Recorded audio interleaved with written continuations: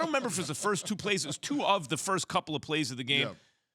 Doncic, who's a wizard, I get it, but he, so to speak, had two uncontested layups that were just like, it was Swiss cheese defense from the Lakers where it was like, okay, I know how this goes. Westbrook winds up with 25, 8, and 6 assists, but was part of L.A. being outscored by 25 in the 32 minutes he was on the floor. He was a minus 25, and then had this exchange. It's time for Straight Talk, brought to you by Straight Talk Wireless. This exchange with a reporter postgame. What do you think should change? Winning. Be dumping. Okay, that's obvious. What do you think should change? Winning. Winning games, playing hard. You ask a question, I give you an answer. That's fine. You got to answer the winning? Why? You have to answer the winning? I'm not out there playing. Maybe I think you give me the answer what you think should be. Exactly. So well, I don't have to answer it. You know, exactly. If you don't have it, you out there, I can't have it either. You ask me, think I have an answer. You don't have it either. Well, but I don't play, Russell. I want to get the information from you so that I can I'm give it only to one you. person, champ. Right. It's a team game. Right. So I don't have an answer. Okay. I may have it.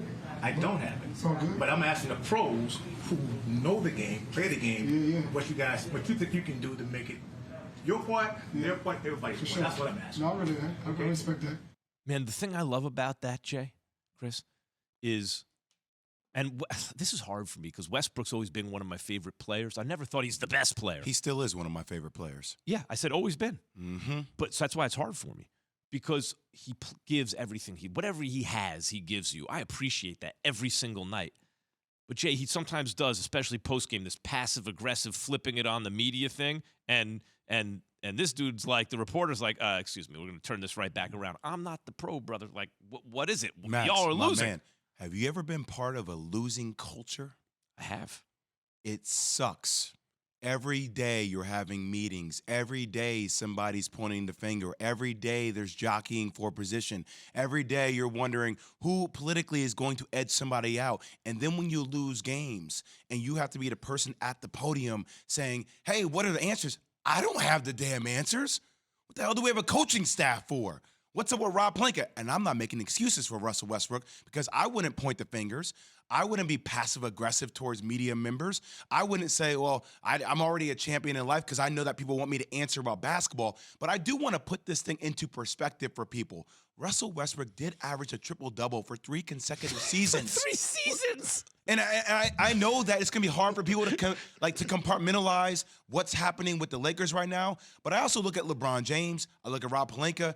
Russell Westbrook is, to a degree, a poor man's version of LeBron. So what pieces are you surrounding these guys with? Once again, not making excuses, CC, for the lack of production that he's bringing to the table. But we need to stop putting all the onus like, hey, Russell, every day it's your fault. Because right now, it's part of the Russell Westbrook reality TV show that L.A. we become infatuated with because it's drama. It's a car crash every day. But here's the thing, though, and I hear everything you're saying, Jay, but it's not like we don't know that this is a poorly constructed roster. It's not like we don't know that Rob Pelinka didn't do a great job of putting together the pieces in order for this team to contend at a championship level and to take advantage of LeBron in the twilight of his career. The only thing that I'm asking Russell Westbrook to do is to have some awareness. Understand that tone and tact matter when you're delivering your post-game press conference address.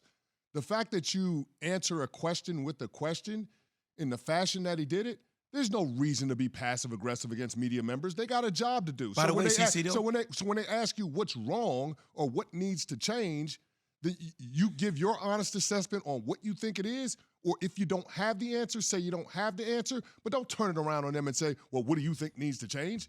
That's not the way to go. I'm in the same book with you, but this is who Russ has always been, though, CC. And that's fair, but you can do that when you're averaging a triple-double for 3 straight seasons. You can't do that when you're minus 25 in 32 minutes. That's the whole point. You have to be able to have some kind of accountability. And here's what I'll say, and this is media training 101 for professional athletes.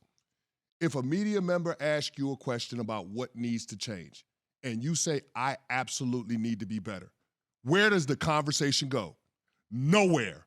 If you're Russell Westbrook, why not do that? We already know how accomplished you are in this league. You're an MVP. You don't have to remind us. Your credentials speak for themselves. All I'm saying is, Max, as a Lakers fan, That's not the tone that I What would if you want. feel? Okay, That's not the tone agreed. that I would want. Agreed. And by the way, the only star that I have playing that night on that floor to take with the media. Agreed. But as you're saying that, Chris, actually, you're having me think about it in a way I don't think you intend, but you tell me. And Jay, if Westbrook knows what you said earlier, this is what I said yesterday, and I said it on This Just In. Fantastic show, by the way, 2 p.m. Eastern on ESPN. Handsome host. It's true. I don't know if you've seen this. Still guy. doing Very the handsome. same plug over a year now. But the point is that Westbrook is the reason LeBron brings him to LA is not because the pieces fit with him and AD, right? It's because he recognizes AD and me miss time. AD always and me nowadays, LeBron, right? We need someone to carry the team in our absence. Not a Buddy Hield who can shoot, but a guy who can carry the team to keep us afloat. But here's the thing. The roster construction has so few shooters, few 3-and-D guys even, it's bad for LeBron. So if you take LeBron out and put LeBron light in, if it's bad for LeBron and he can't win with these dudes, Westbrook is set up to look as bad as possible. So when he answers that question, Jay, is he supposed to say, man, look, I know I look terrible. And he's saying every day. Everyone knows they're losing every game. Is he supposed to say, y'all didn't put any shooters around me? What you want me to do? At a certain point, he feels framed, I'm sure. But here's the thing, Max. When I say you answer the question, I'm not saying that you absolutely have to tell the truth. I'm not saying that at all. But CC, now you're asking my man to be a politician. So here's what I'm saying. In a leadership position, you have to do that at some point. But Russell Westbrook is not a leader like that. He's not a LeBron James. Russell Westbrook is a hired assassin. You know that, right? Yeah. Like Russell Westbrook isn't, hey, something really incredible happens. Russ, get in front of the mic and please address the crowd. No. Russell's the dude that you have do the dirty work in the shadows. Like, that's who he is. So, like, my thing is, Russell has told us who he is his entire career. I'm not making excuses for him, CC. I would have handled things drastically different. But we act like we're supposed to change who dudes are. Yeah. Like, you're not going to change who he is, man. Thanks for watching ESPN on YouTube. For live streaming sports and premium content, subscribe to ESPN+.